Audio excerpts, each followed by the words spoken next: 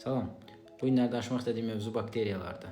Bilirsiniz ki, bədənimizdə 2 kiloqram bakteriya var və beynimizin ölçüsü, çəkisi 1,3 kiloqram, 1,4 kiloqramdır. Ən yaxşılarında 1,4 kiloqram, amma hər kəsdə demək olar ki, 2 kiloqrama yaxın bakteriya var. Və bu bakteriyalar harda yaşayırlar? Bu bakteriyalar yaşayır əksərən bağırsaqda. 80-85% bağırsaqda yaşayır. Yerdə qalan 10-15% isə dəri, ağız boşluğu və sidik cinsiyyət yollarında yaşayırlar. Bu bakteriyaların rolu nədir?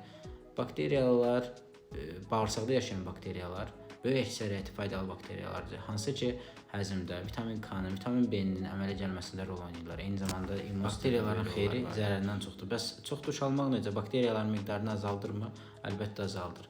Baxmayaraq ki, 10-15% dəri üzərindədir bakteriyalar. Hər gün sabun və şampunla alınan duş bakteriyaların miqdarını azaldır. Və bu nəyə gətirib çıxardır?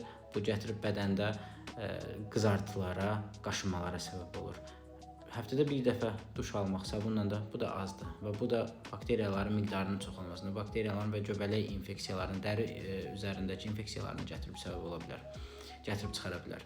Ona görə də həftədə 2-3 dəfə sabun və şampunla duş almaq ən doğrusudur. Qulaq asdığınız üçün təşəkkür edirəm.